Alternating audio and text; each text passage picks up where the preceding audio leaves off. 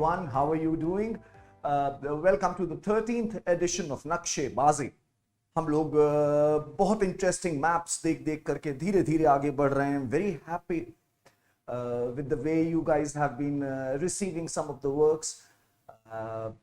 The criticism also has been duly noted, and some of it I can really not help much.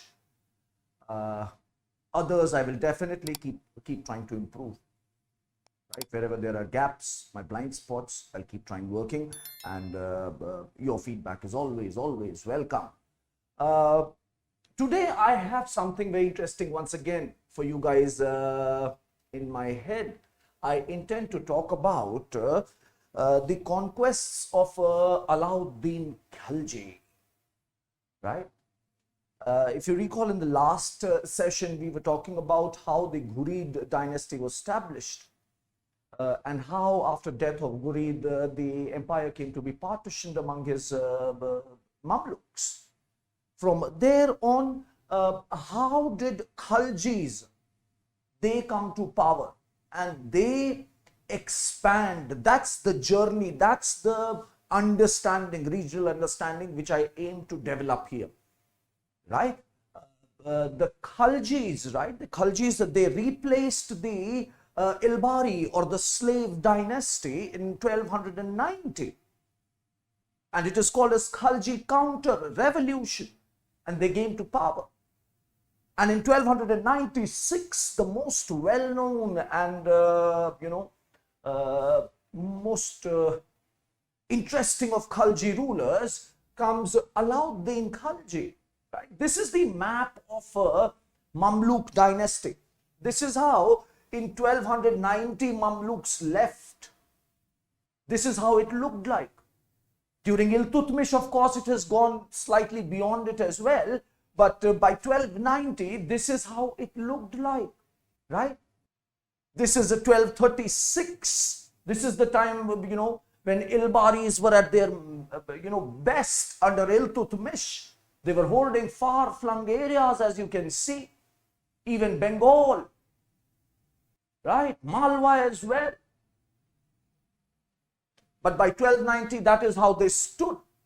And in 1290, there was the another, understanding that you need to have. You remember the Mongol Empire. The Mongol Empire. Temujin, right? This fellow, if you know him, Genghis Khan, as he's called as, right? He, in around 1210s, he just went berserk. And he defeated the Khwarezmiya and all those other powers which we have studied briefly. Right? So, and after he dies, his entire empire is sort of partitioned. So see, this is the situation. There's Sultanate of Delhi in 1290, and then there is the Mongol Empire. Huge Mongol Empire. Can you see that? Can you appreciate it for a minute? This is massive. And in 1290s itself, the Mongol Empire sort of got partitioned. And it came to be known as various khanates. The important ones for us, the first one is, of course, the Chagatai Khanate. The Chagatai Khanate. And the Il Khanate. The other two are, of course, the Yuans. Yuan Empire of China and the Golden Horde. Right? So these were, this is how it looked. And India had these two massive Mongol powers at its neighborhood. And these guys were not sitting quietly. They were invading India repeatedly. In fact, it is because of Iltutmish, because Iltutmish managed to have a strong northwest frontier. And because of his diplomacy, that Genghis Khan did not enter India. If Genghis had, instead of a right, taken a left, then India would not have been suffering from a population crisis. I mean, I know it's scary, it's sick, sorry, but yeah, you get my point. That was the impact of one Turk. He was chasing this Khwarezmiya prince. Iltutmish said that, you know what? He said to the prince that please do not come to my side. Do not cross Indus. The weather will not suit you. Go back. He went to Afghanistan. And Changiz after him went to Afghanistan, did not come here. Right? Anyway, these guys were still present very dominantly, and they kept on raiding North India.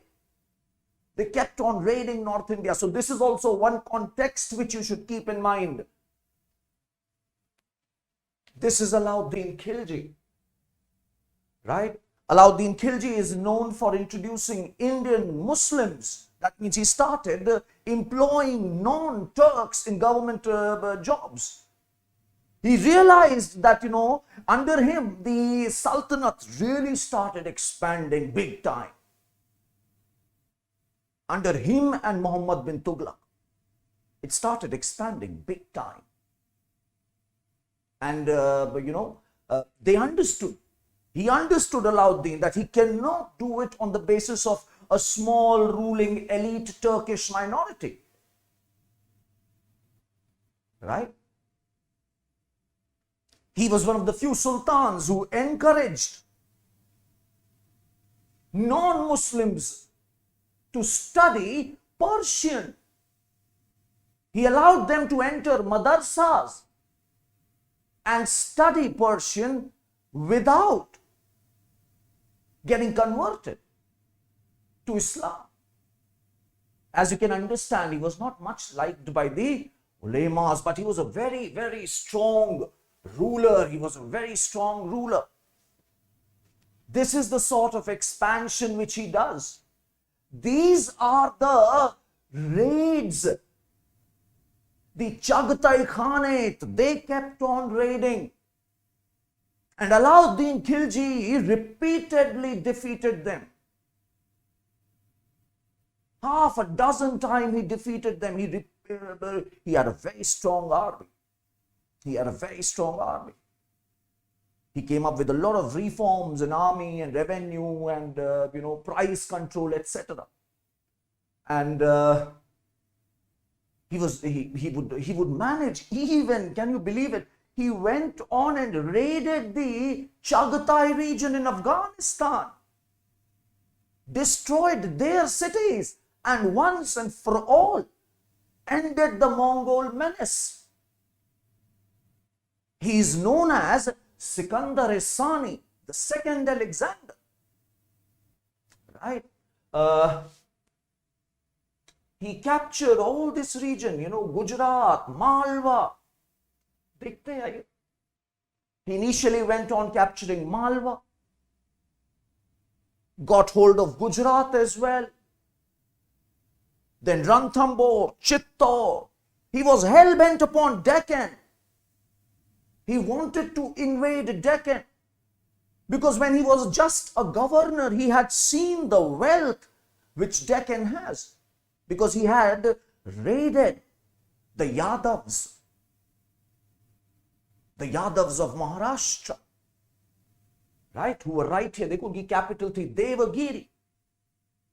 Right? So moving on, these are the Mongol invasions which he fended away and captured this entire region. Can you believe it? This is as far as your Chandragupta II. This is as far as that. This is as far as Shah Jahan later. Shah Jahan also managed to capture a lot of this region. Near the river Ravi, Mongols were completely decimated.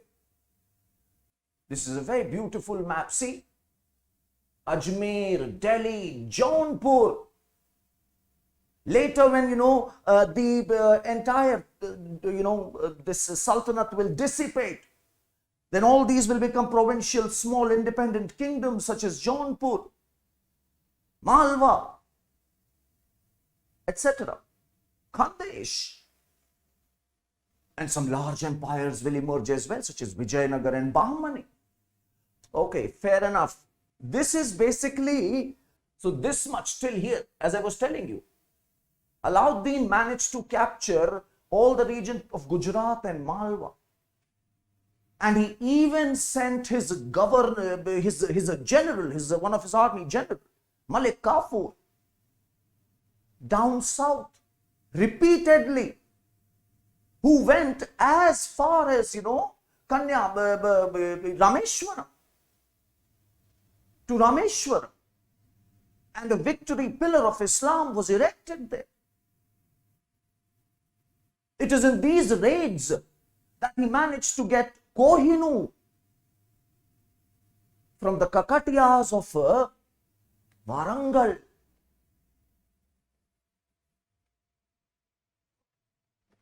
Okay, let's quickly have a look at some of these pointers here. He initially went and defeated the Paramars of Malwa. Once they were out of the picture, he got a hold of Gujarat. In 1299, he went after Gujarat, the Solankis, or the Chaulukyas as they were called, So they were defeated. Anilwara, Somnath, all these were pillaged. This is where Malik Kafur was captured, right? A lot of Mongol soldiers who had become part of his army, they rebelled because they wanted more out of the war booty. As a result, Alauddin Khalji, he massacred all of them and their families. He was probably, a very violent person. Some of these Mongol nobles, they escaped to Ranthambore. Ranthambore is a very strong fort where the Chauhans were resting after getting defeated at Ajmer.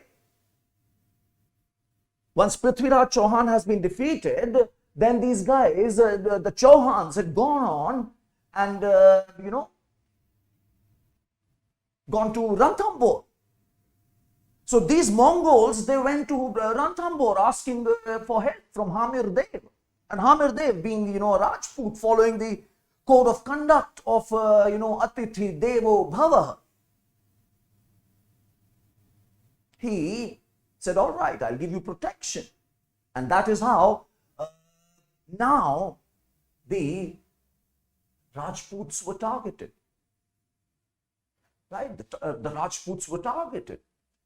At 1301, the fort is taken. This is the first time when Jauhar is mentioned. This is the first time when Jauhar is depicted in the Persian historical records. The Mongols, they fight with the Rajputs together against Khaljis. But all of them were, in the end, they all died. Amir Khusro, he went along with Alauddin Khalji on this small little adventure. After this, they went after Chittor, right? They went after Chittor. And here also, after several months of siege, Jauhar took place, and Malik Muhammad Jayasi, he wrote Padmavat in 1540. 1540, Mughal times. The event took place in 1303. So there's a long time gap. This is Ranthambore, Jauhar. One of the paintings that I was able to find. This is Malik Muhammad Jayasi's work, Padmavati or Padmavat. I have heard both the names. I'm not too sure which one is apt. After this, right? These guys, these kingdoms who were defeated, they were forced to submit, they were forced to recognize the authority of the Sultanate. But direct administration was not taken over. In fact, Alauddin Khilji did not believe in a lot of direct administration. Even in Deccan, he did not go for direct annexation. He would just simply defeat them and ask for tributes. Tughlaq, on the other hand, preferred direct annexation. He tried that. This is why he shifted the capital, right? Several important, towns cropped up. As a lot of garrisons were established. So around these places, towns emerged, and garrisons, of course, were established around important towns as well. In Deccan, now let's have a look at what is going on in Deccan. Right? In Deccan, if you see, as I was telling you, right, there were Yadavs of Deogiri whom they have already defeated, whom Alauddin Khilji has already defeated. Once again, Malik Kafur was sent to Deogir. Rai Ramachandra of Yadav dynasty or Seona dynasty, right? The Rajputs, the Yadavs and the Solankis and the Paramars, they all are the Rajputs, we are being told here, right? So they surrendered. And Rai Ramachandra was treated very honorably. He was given a title as well.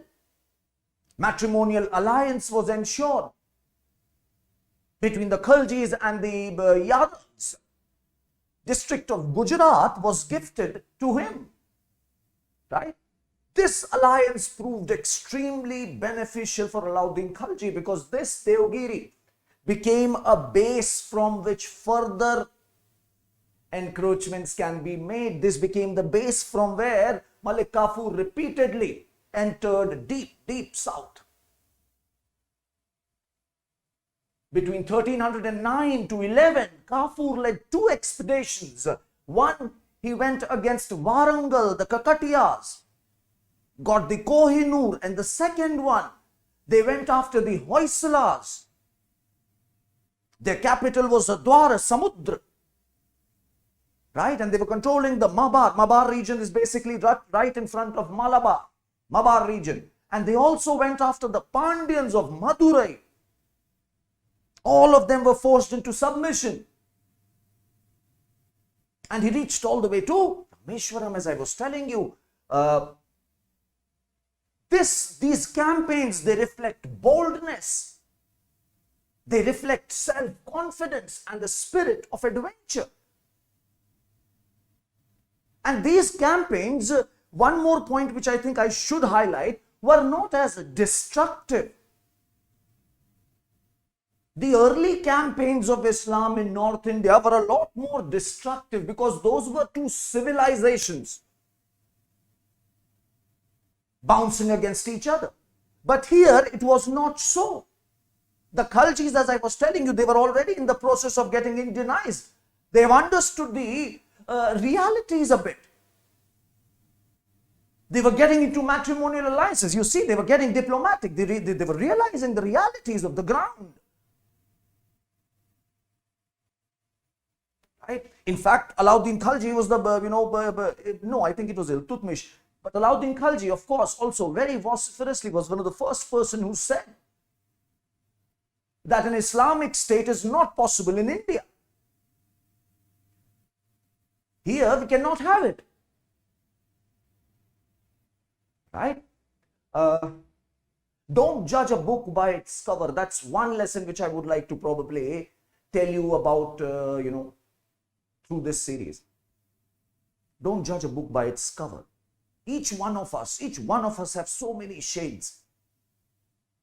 Evil, bad, good, outright sweet and cute, absolutely contemptuous, isn't it? We all have so many shades. So appreciate the entire package, isn't it? He got the title Kafur, Malik Kafur. Politically, these, the missions, all the adventure, this entire adventure did not have a lot of influence. Because as this fellow died, right, the moment this fellow dies, these guys, all the people whom he has submitted after so much of effort, they will go their own separate ways. Even Muhammad bin Tughlaq had such a hard time because, South India is so vastly different than North India. And controlling it by a one power has been very rare in our history. I'm sure you would agree. We can count such times when this has happened. Right? So they also fail, as you can probably guess.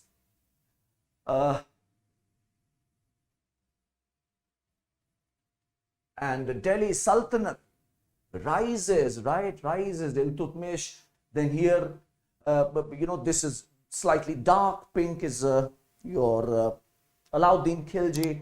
The light pink is your Tughlaq, direct rule trying to impose. And after that, Tughlaqs died, and these Vijayanagar emerges, Bahmani emerges, Khandesh emerges, Malwa, Gujarat becomes independent. Here, Gujarat Sultanate ban jati hai udhar, right? And then we will have Jaunpur Sultanate emerging here. Very interesting power that as well. Culturally, art-wise, it is pretty, unique. So that's how, such wonderful aspects of our history keep revealing themselves. I am just the medium through which you get to know these things. God bless you all. Have fun and keep learning and stay happy. Bye.